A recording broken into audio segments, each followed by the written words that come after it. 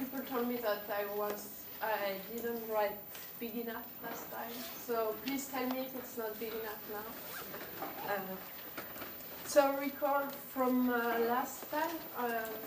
So we have this surface, oriented surface with marked point, and given a tight triangulation, it's possible. So Labardini gave a construction how to associate a quiver with potential, which is non-degenerate associated to this tight triangulation. And what happened is that the flip coincides with the Dirksen-Weimann-Zelewinsky mutation. So this, so now just to finish this part, I will state the main theorem.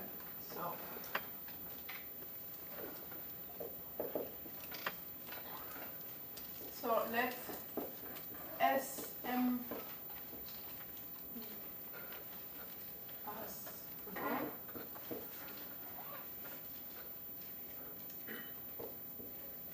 then there exists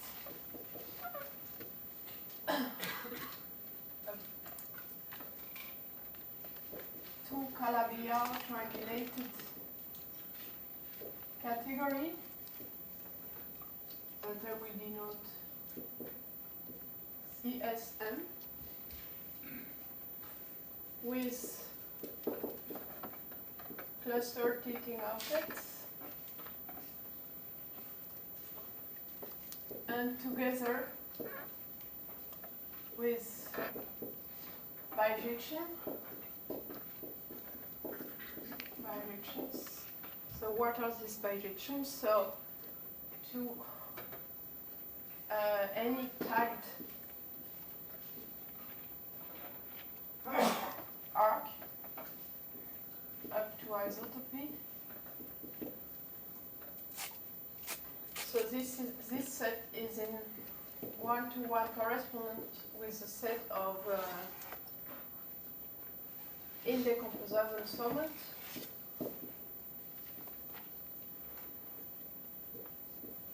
Of cluster tilting objects up to isomorphism.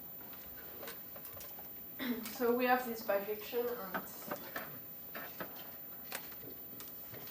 and this bijection gives rise to another bijection. So namely, if we take the set of tagged triangulation,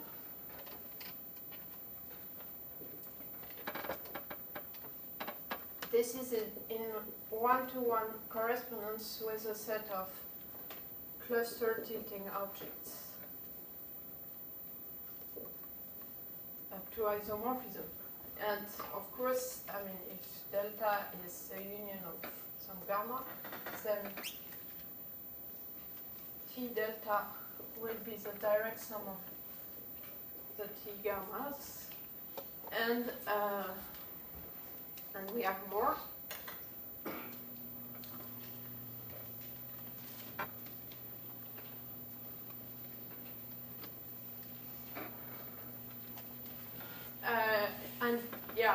And the endomorphism algebra.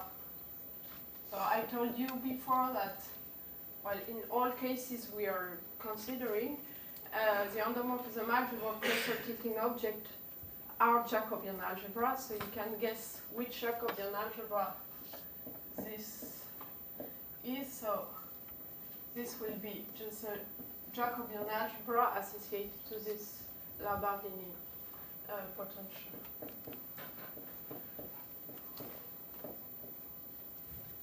And yeah, I should have said, okay, here we have the flip,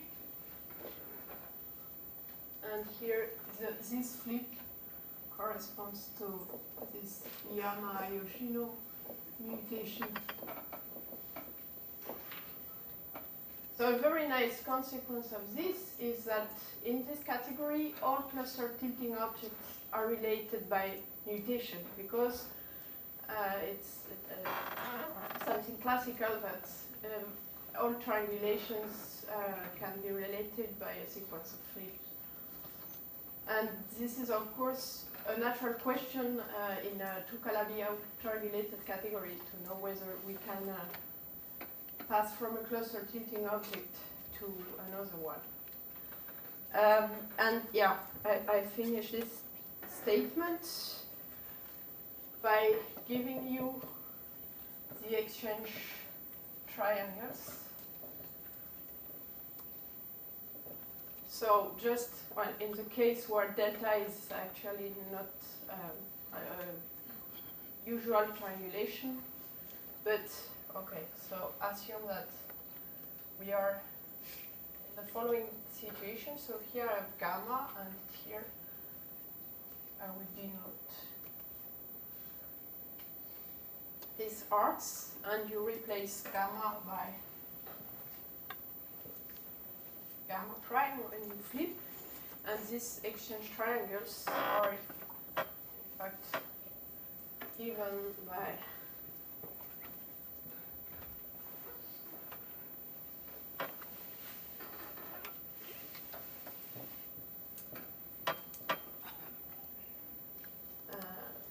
following so T gamma prime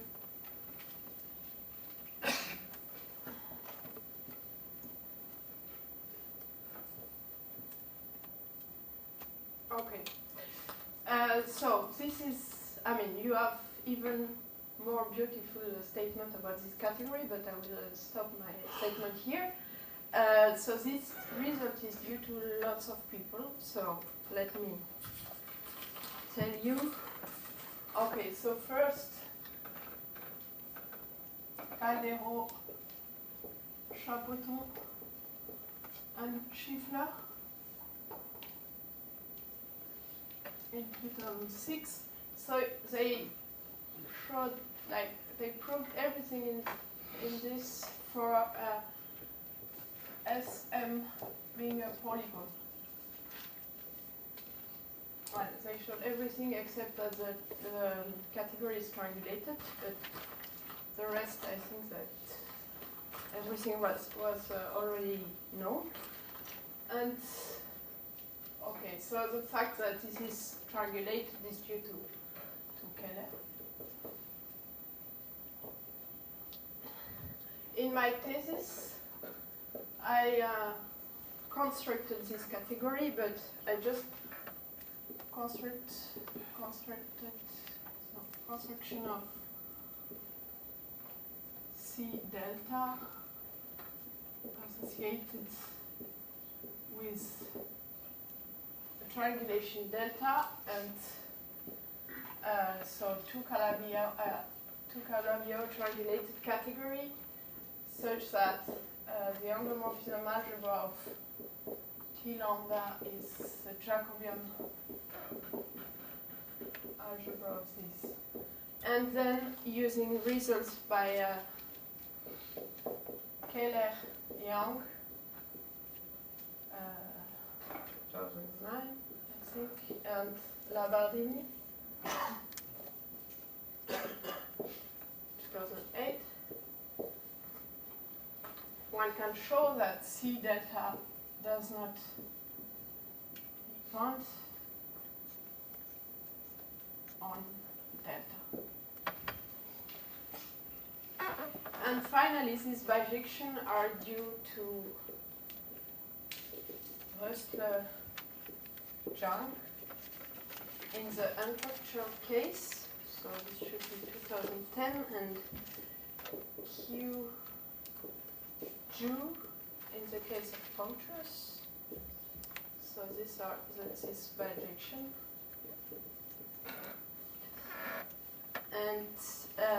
And these exchange triangles, they are described in this generality, I think by Kanaki and Schroll, 2016. So these are exchange triangles. Okay, so yeah, I will stop here for my third section. So, but here is you have to remember that associated to a surface with marked points, we have a very, very beautiful category where everything is nice and where you can really understand what happened in the category in a topological meaning. So now I will change a bit something a bit different, and I will show you another example of cluster category, but which is constructed really using algebra and representation theory. So this would be section 3, and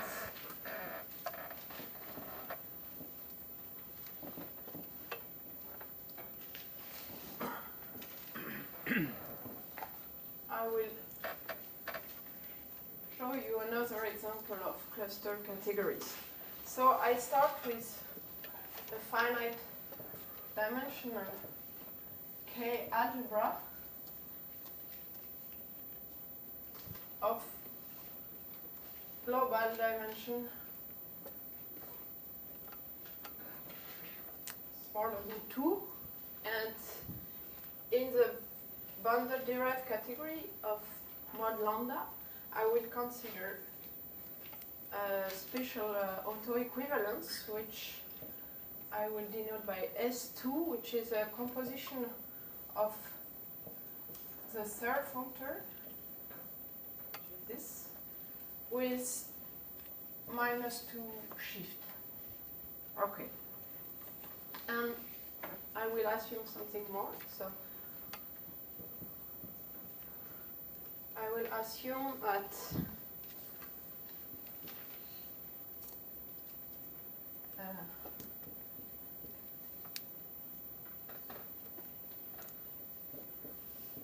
the homomorphism space is between lambda and S2, the P of lambda, is 0 for E big enough. Okay, so this hypothesis is called tau2 finite. So I will explain why I assume this in a moment. And so using this category together with this autoequivalence, I can construct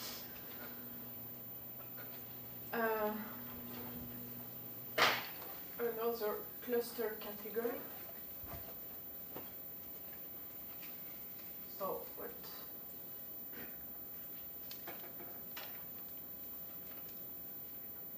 So this is also a result of my thesis. That there exists a 2 Calabi-Yau triangulated category C2 lambda together with a triangle functor type from dB lambda to C2 lambda, and such that, so first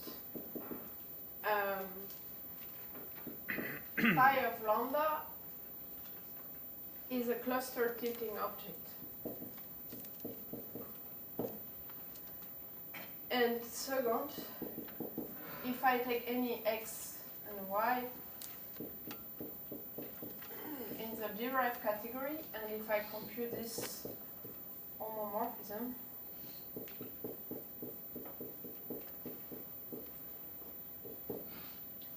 this is given by the sum of the homomorphism between x and S2py in the derived category.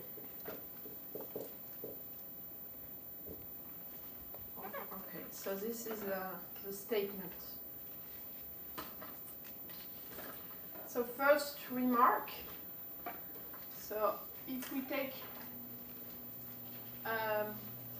lambda of global dimension 1, we recover the classical acyclic cluster category that I mentioned yesterday.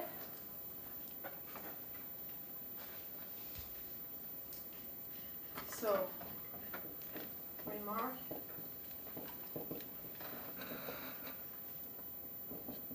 If we take lambda, it's the KQ with Q acyclic, then lambda is equivalent to the acyclic category, and in that case, pi is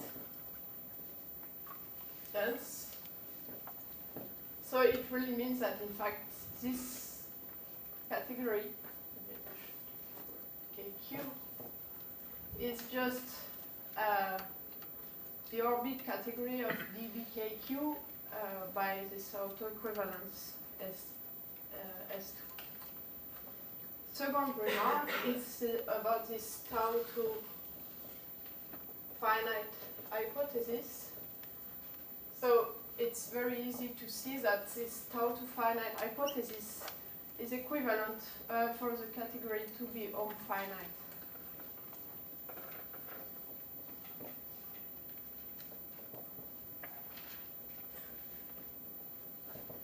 So that's why we ask about this property. I mean, at least one direction is totally obvious, because if you take the endomorphism algebra of pi of lambda, you get this direct sum of this, and you want this to be finite dimension.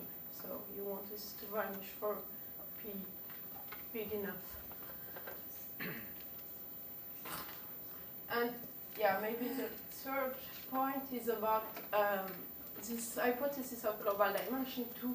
So this is a very important ingredient to prove that pi of lambda is cluster tilting object.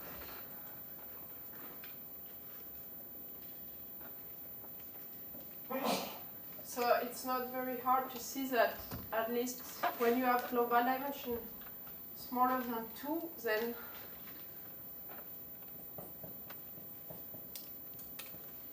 if you compute this x1, then this is 0. And if you want a cluster tilting object, it should at least be something rigid. So, okay. And last remark is it's about the second point. So you can just see that for any t, or for any x in d b lambda, then the endomorphism algebra of chi of x will be a graded algebra. It will be graded in a natural way using this decomposition. And this will be very important is in what I will tell you in a moment. It's naturally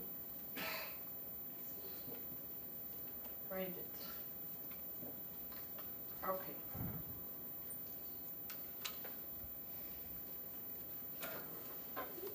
So now, as I told you before, again, we have a two Calabi-Yau category with a cluster tilting object, and I told you that the endomorphism algebra is of the cluster tilting object is, well, should be Jacobian. So now I'll tell you how it's possible to find this this quiver with potential associated to lambda. So this is a result due to Keller, 2009 or 10.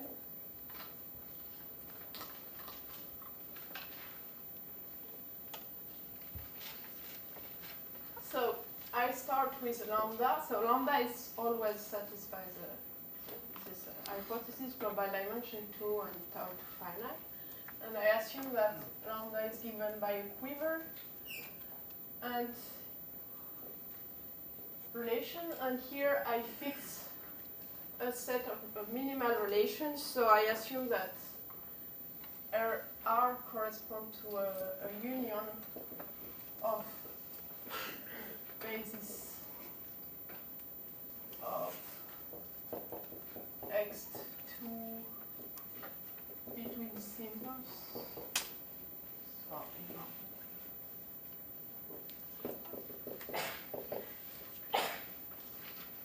Okay, so I take a minimal set of relations, and then the endomorphism algebra of pi lambda in C is Jacobian.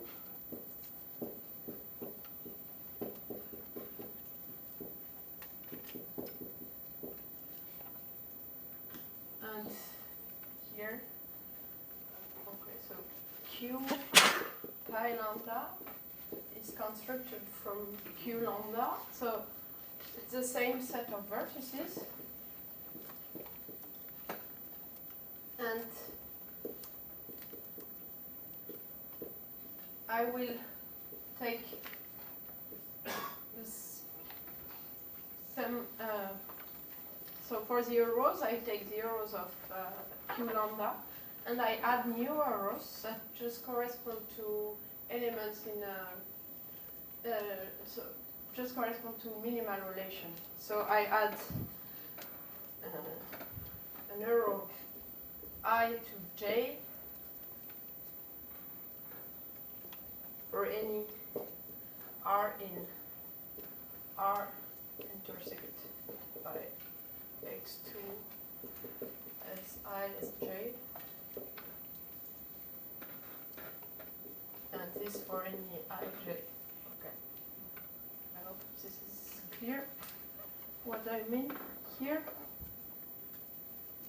And I hope I didn't mix the order ij. I don't think, yeah, I think it's correct. And the potential is just given by the sum of a r for r, a relation in this set. Okay. So this is a Keller's result. So this is a way how you can construct a quiver with potential from an algebra of global dimension 2.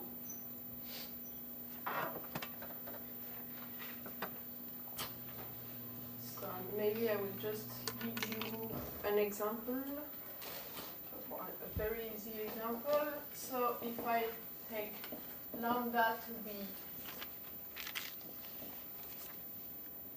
this algebra with BA0 as a relation, so then my quiver with potential will be, I will just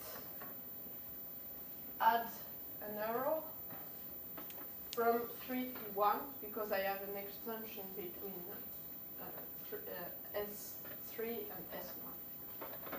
And the potential will be BAC or CBA, doesn't matter.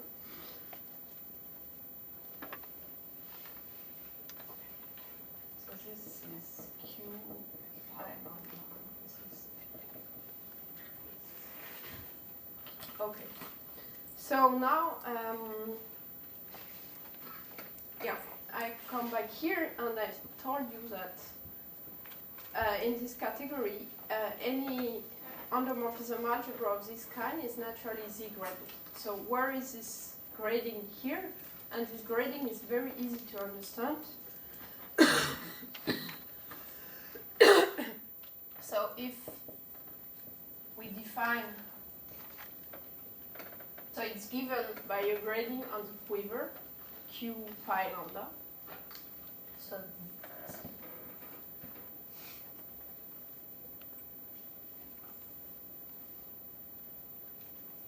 so if we define this map D as so,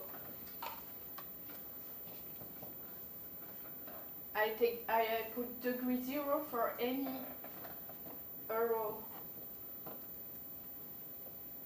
of the quiver of lambda, and I put degree 1 for any new arrow.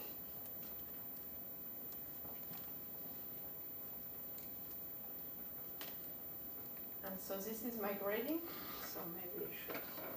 So here I will put degree 0, degree 0, degree 1 in my example.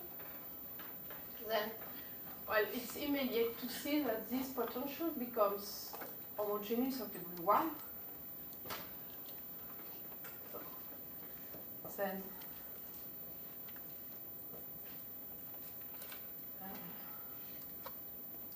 becomes homogeneous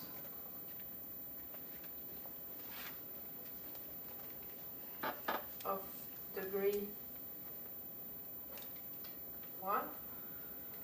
So the Jacobian algebra is, well, this grading defines the grading on the Jacobian algebra, and actually we have what you can guess that the endomorphism algebra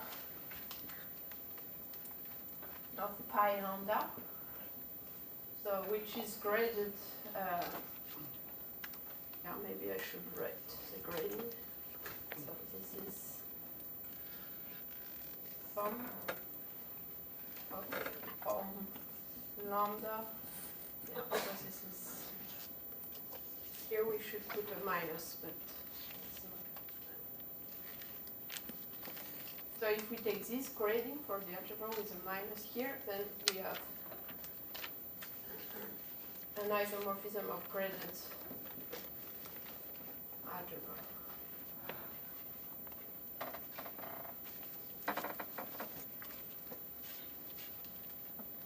This isomorphism is graded. Okay, but this is something very easy to check. I mean, this is, when you know Keller's theorem, is something very easy. Okay. So now I will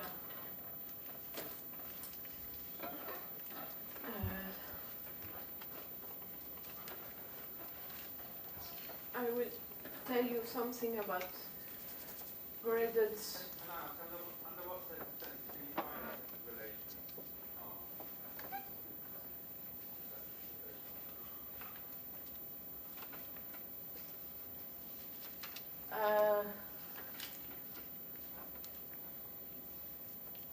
What do you mean? I mean, if you change the set of relation, what happens? Or The answer has to be given by it's. I mean, your set of relations all no. You other kind of relations.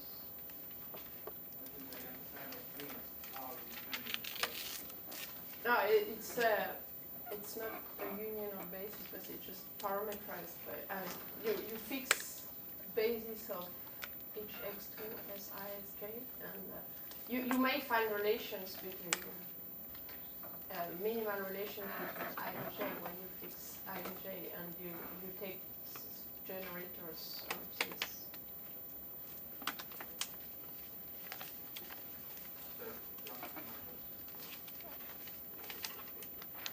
But yeah, no, I don't really know. It's any finite dimensional algebra. it's finite dimensional, right? Yeah. There's no extra restriction as far as I know. Over an algebraic closed field. I didn't know what it meant. I mean, x2 is an innate product of x1, so it's a product of the x1. I think R is just a minimal set of relations.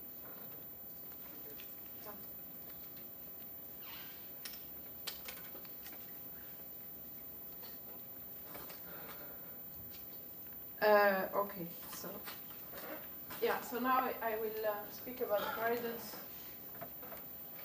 mutation. So because here we have a graded quiver, so we may ask what happens if we mutate this graded quiver with potential. So can we keep track of the grading and what happened? So the first fact, it's, yeah, so it's joint work with Stefan Oppermann about this category. It's that if we take T prime in this cluster category, which is a cluster tilting object, then in fact T prime can be written as is the image of pi. So for some dB lambda. So what this implies is that, well, we can, so in fact, we don't really have to, I mean, if we just want to use this category to understand better cluster combinatorics, well, we don't have to understand precisely what C2 lambda is. We just can work in dB lambda or in the orbit category of dB lambda. So just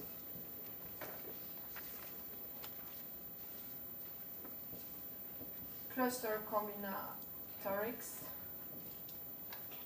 are encoded in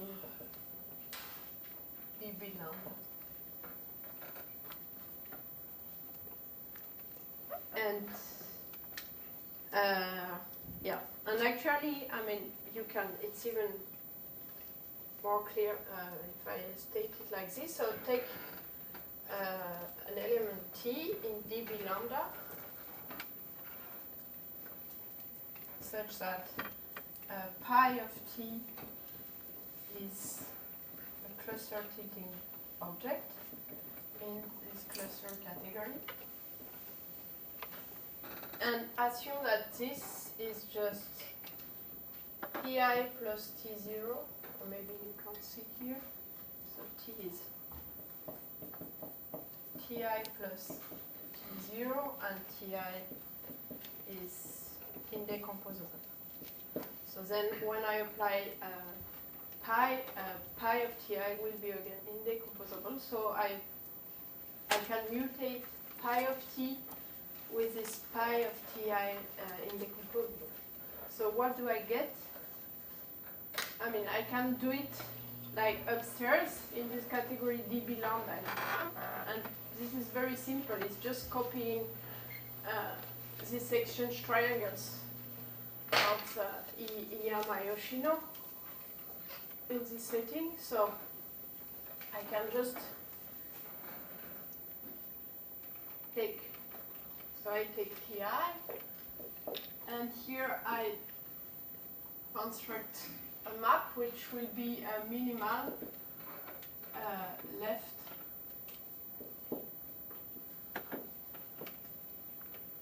add pi minus 1 of T0, so you can understand what pi minus 1 of T0 is, approximation.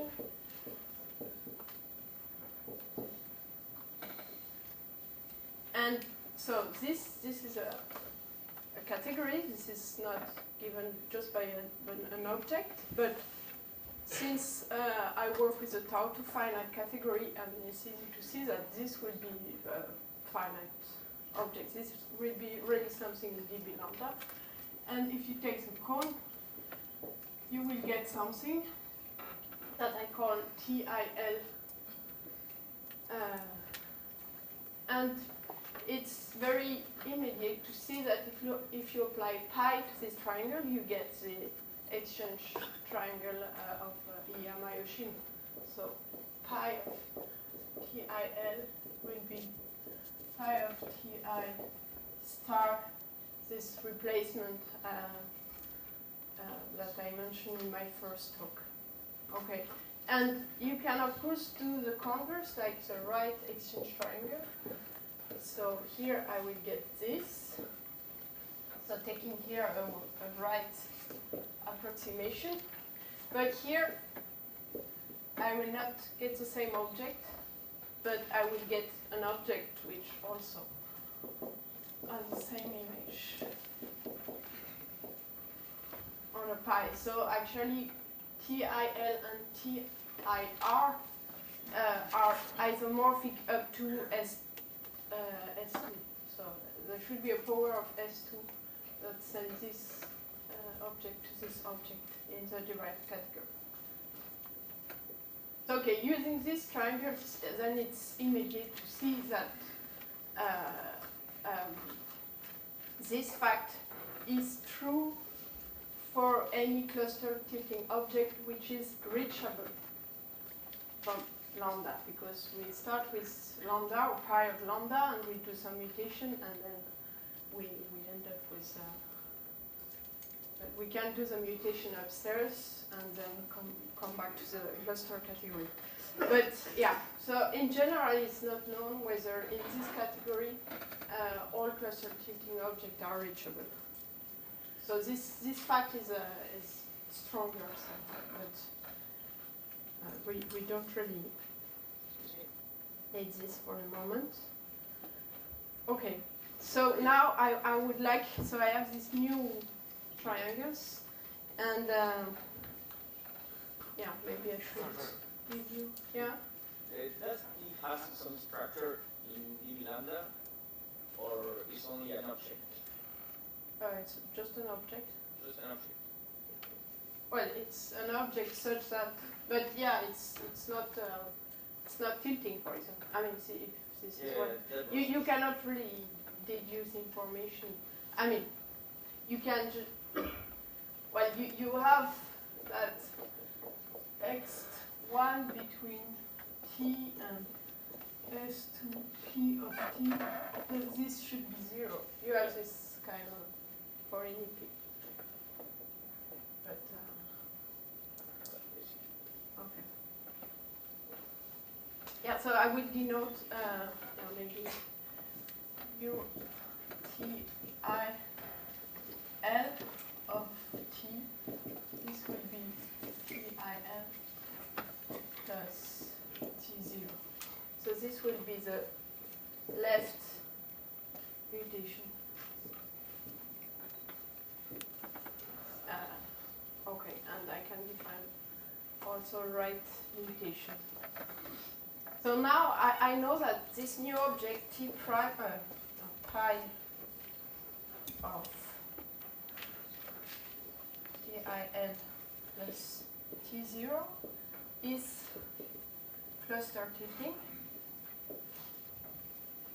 And then I get a new well, I have, so the endomorphism of algebra of this object, since it is pi of something, it has a natural grading.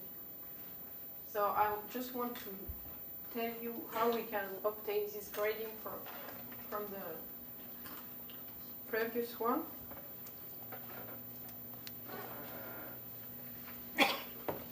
So this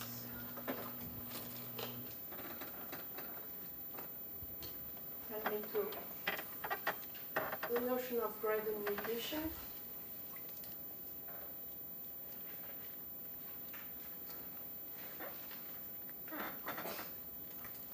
Okay, so left.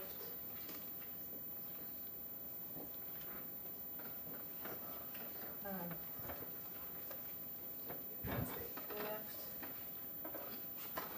mutation of red quiver. So recall the definition of quiver mutation in Robert's talk. So first we have step A, which is okay for any path of length 2 from. So these are not the name of the arrows, but the degree of the arrows. So these are. Okay. So we start with a path from K to J through I. So this we have to replace by an arrow from K to J. And for this arrow, it's very natural to put the degree alpha plus beta. So this is the first step of quiver mutation. second step, yeah, maybe I should have added here cluster quiver. So I assume that my quiver does not have any loops or 2-cycle. So now, well, the second step is just remove 2-cycle. So here we don't remove any kind of 2-cycle. We remove 2 cycles of degree 1. And the third step is just inverting arrows incident to I. So here I have 2 situations. So I have this arrow from I to j of degree alpha, and this I will replace it by an arrow from j to I and of degree minus alpha.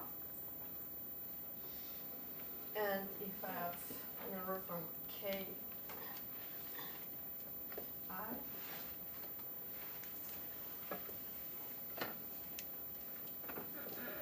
I replace this by an arrow from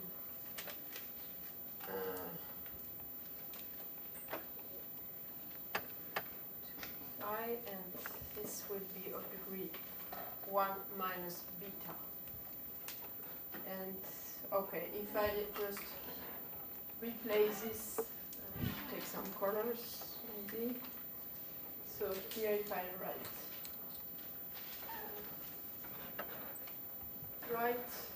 rotation, so here I should put 1 minus alpha, and here I should put minus beta.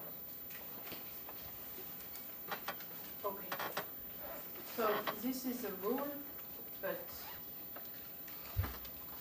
the rule makes sense only if you have a result about it. So the first result that we got with Stefan Opperman is the fact that actually if we start with a non-degenerate quiver with potential, with a potential homogeneous of degree 1, then we can mutate, and the mutation is, well, behaves well. So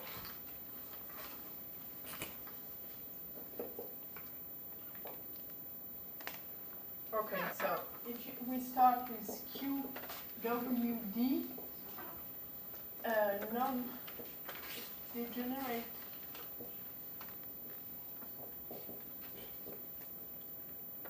QP with,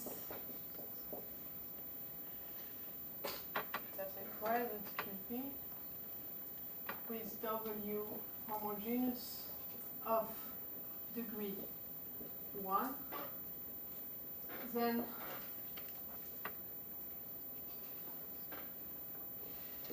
one can mutate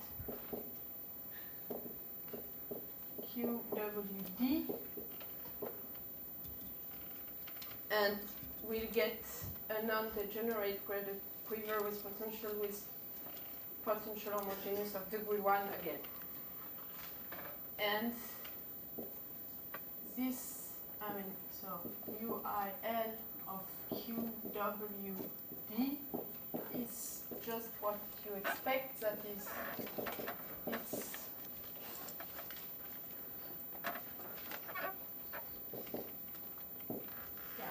maybe it's an abuse of notation to do it like this, but here, after reduction, after graded reduction somehow, so here what you get, it's really the Fomin-Zelevinsky mutation of Q, so it's what you want.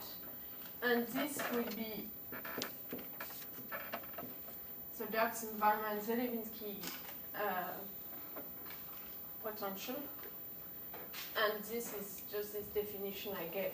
So it's just, the proof of this is this, I should have made it theoretical, it's not really difficult to prove. It's just to check in the Dirksen-Wallmann-Zelevinsky proof that reduction process behaves very well with respect to a grading with this making W homogeneous of degree 1. This is the only thing to check, and it works. It's not something very, very deep. It's not, but yeah, so it's good because now we have really a gradient mutation of graded quiver with potential. And of course, we have the result that you expect, which says that this mutation really reflects the gradient mutation here. This gradient mutation here, which is what we want.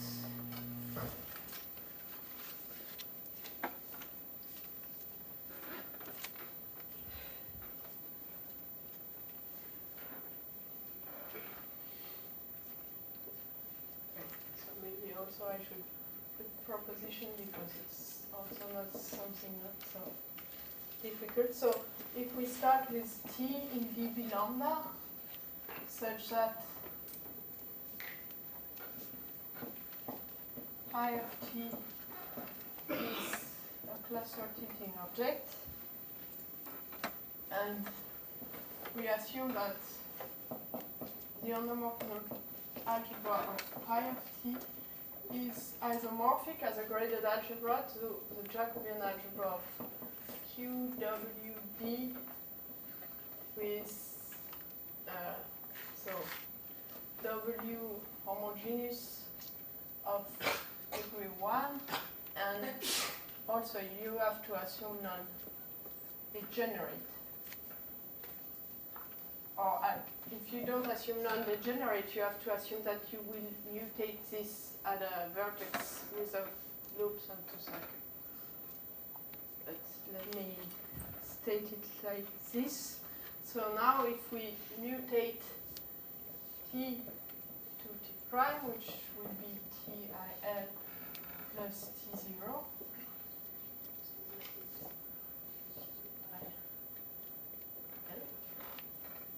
and then the result is that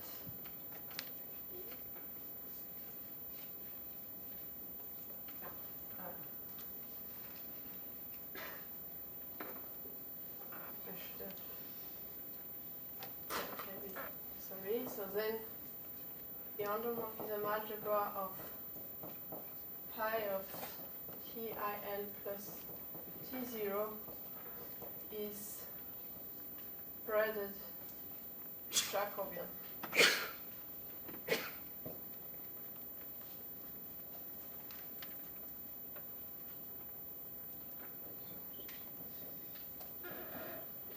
And of course here the link between these two is just given by mu I and this word here.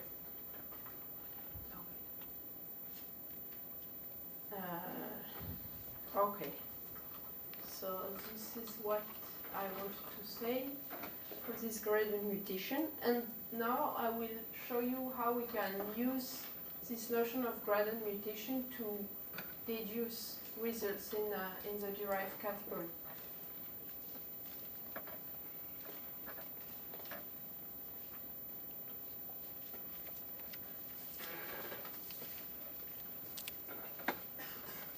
So yeah, maybe just one comment about this proposition. So you can see this proposition as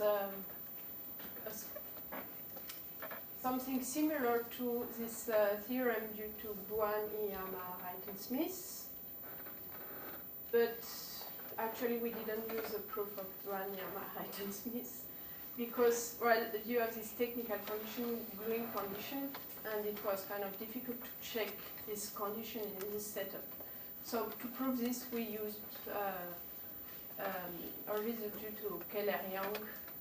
So for, yeah, it's something I did not mention, but it's not really a special graded case of Buan-Iyama, Wright-Smith. It's a bit different, even if the statement is really similar.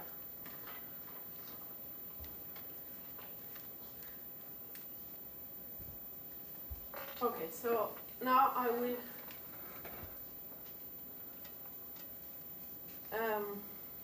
show you how to apply this gradient mutation to get new results. So this is here, application to tilting theory.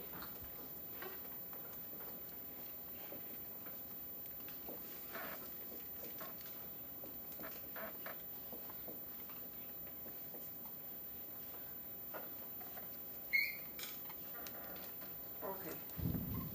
So something which is easy to see from the first theorem about the existence of this cluster category is that if T is tilting complex in dB lambda, such that the global dimension of the endomorphism algebra of T in D is smaller than 2. So then you get a derived equivalence, and you can work with this new algebra, lambda prime. And it's not very hard to see that C lambda will be, well, the cluster category of lambda will be the same as the cluster category of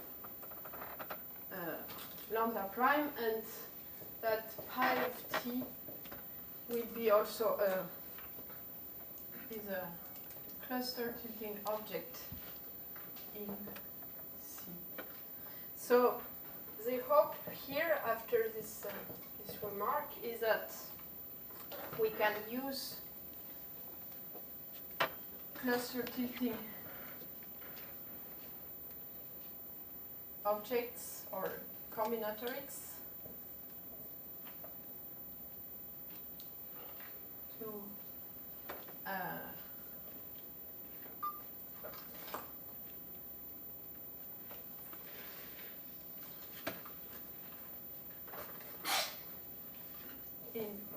to get results in to use derived equivalences.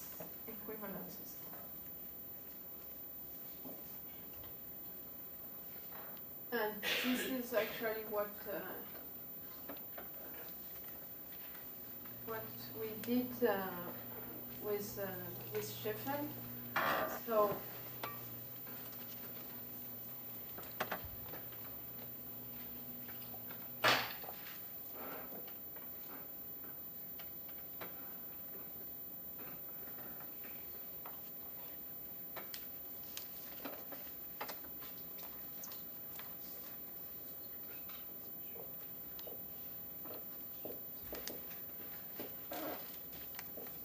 So we have the following results. So we start with two algebra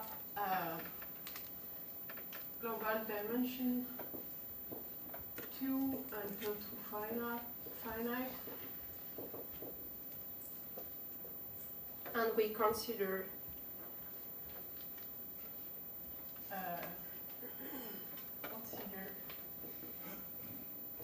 the associated graded QPs. So the first one, so from Keller theorem, so the first one is QWD, and the second one I put primes here. And then, so the result is following. So if one can pass from QWD to Q prime W prime D prime by sequence of graded, so right or left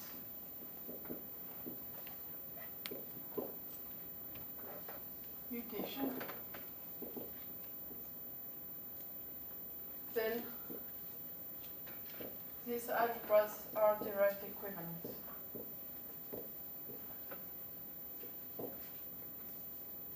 So this is the main result I wanted to state today. So here it's really an application of this notion of graded mutation to get some, I mean, now you can just consider this this theorem just for getting cluster category.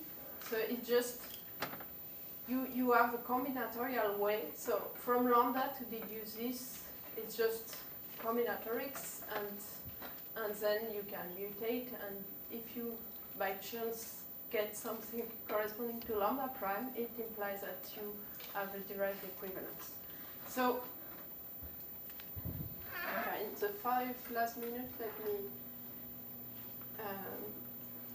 show you an example and some remark. Maybe I should have said before, so some remark. So if I take the special case with lambda being of global dimension 1. So now what happened here? So if I just apply Keller's construction to this, so I don't have any relation, so I don't have any new arrows in my quiver. So then what I will obtain is just Q for my quiver, and 0 for my potential. And since I don't have any new arrow, I just also get 0 for the grading. So this is very simple case. And now if I take I to be a source in Q, and if I do this is perfect, this procedure to for the vertex I, so this does not exist, this also does not exist, and let's see. Yeah, well, I should have said that I assume this is non-degenerate, sorry.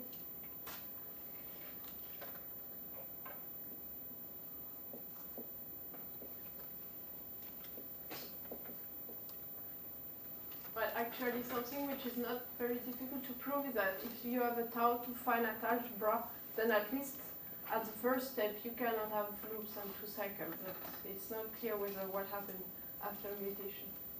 But yeah, so assume that this quiver with potential are non-degenerate. So here, I mean, I don't have this step, so I just have to reverse arrow, and since I is the source, I just have this, so I replace any arrow of degree 0 by an opposite arrow of degree 0. So what I get is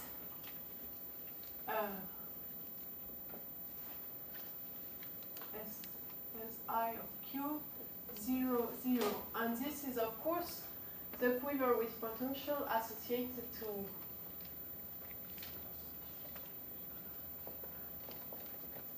the reflection. So here it's the reflection at I. So this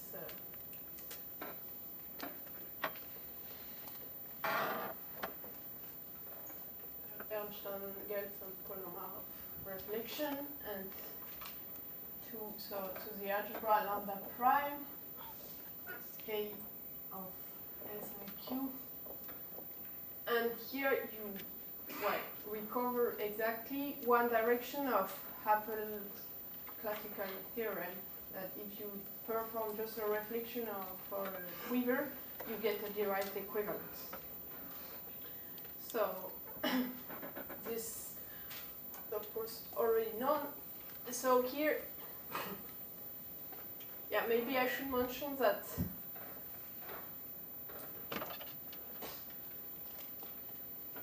the converse is not known.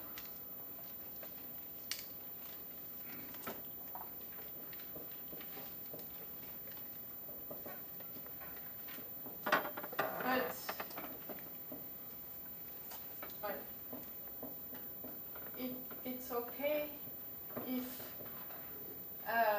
one of the two algebra is of global dimension 2, and the other one, well, here just using the fact. So why it's not known? I mean, so yeah, because mainly it comes that you don't really know in dB lambda whether all tilting objects are related. So this question about cluster tilting object is not so far. So, but in general, it's not known. Okay, so this is something. Yeah, and so maybe I will show you just a small example. Yeah, so just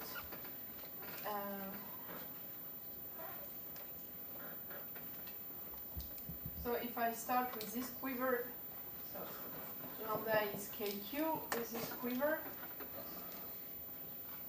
and now I just, so what I get is, okay, this is Q. So I start with Q 0, 0. And now instead of taking the mutation at 1, I take the mutation at 2.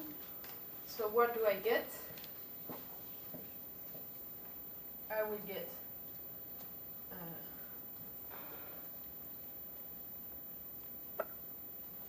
this. So this new row will have degree 0 because it's just a composition of these two which will have degree 0.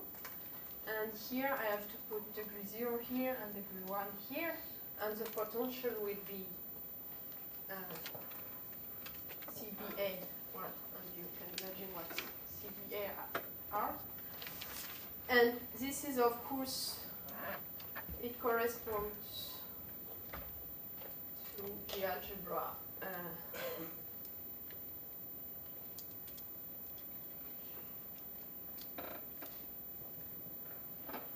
This algebra. So this will be lambda prime. Okay. So then you get a derived equivalence between this algebra and this algebra. But it's clear. And yeah, so just another comment about this result. The problem here, one of the main problems we can say about the theorem, well, so first, as I said, we don't have an equivalence, which is not so nice. And the other one is that in practice it's not so easy to use because, so contrary to Happel's theorem, so if I have two quivers, it's very easy to see whether you can pass from one to the other by a sequence of reflection. This is almost clear. But if you are given quiver with potential, even if without grading, it's a very difficult question whether there exists a sequence of mutation relating these two. And in the proof of this theorem, it's not really the same as Happel's proof because somehow we cannot assume that lambda and lambda prime are just that this sequence is of length 1. Because you may have a sequence from lambda to lambda prime, and in the middle you may have quiver with graded potential, which do not come from algebras of global dimension 2. So you cannot also reduce to the case where you just have one step, the mutation. So this makes this theorem very difficult to use in practice, but okay. So let me stop here. Thank you very much.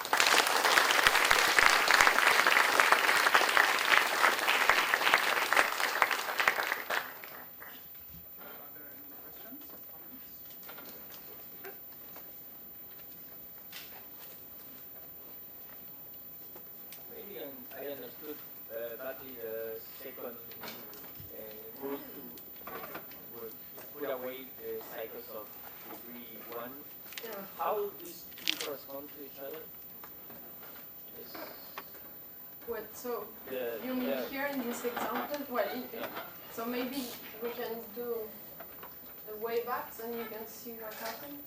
No, I mean I can see the mutation there, but how that corresponds to that other algebra with the. Oh, why is this? Okay, was just my first example. You know, it's so if you start with so you start with this algebra. Okay, that's the wrong direction. You start with this algebra with this relation. Yeah. So with BA is 0. Yeah. So then, when you build your new quiver, you just have to add a new arrow. which just correspond to, so because here you have x2, s3, s2, 0.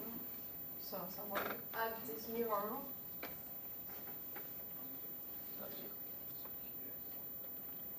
What? Oh, it should be the other one. I mean, I work with the right module, so it should be. Oh, right. Okay. Yeah. So then, yeah. Well, here it's obviously of dimension 1, so there is no problem here. You just add an overview. And the potential will be this relation with this new arrow. So this will be W pi lambda according to Keller's rule. And you put degree 1 for the new arrow, and you end up exactly here with this potential. So.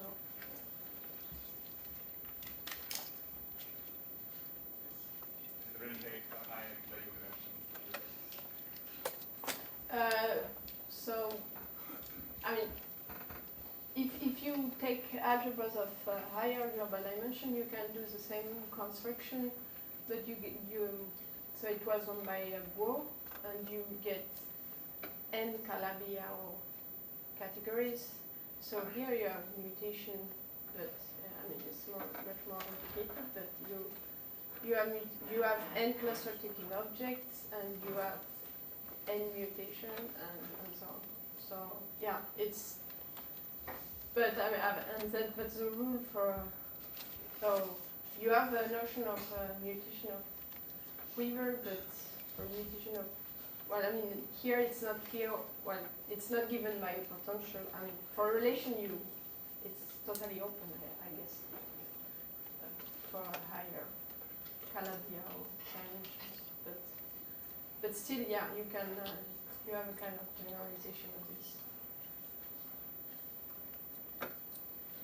What can you say the relation between cluster filtering subcategories of the right category and cluster? So yeah, actually, I mean, if you take a cluster tilting object, so if you take T in C, which is cluster tilting object, if you just consider this, so this will be just this category. So this is a subcategory in dB lambda, and this is a cluster tilting subcategory.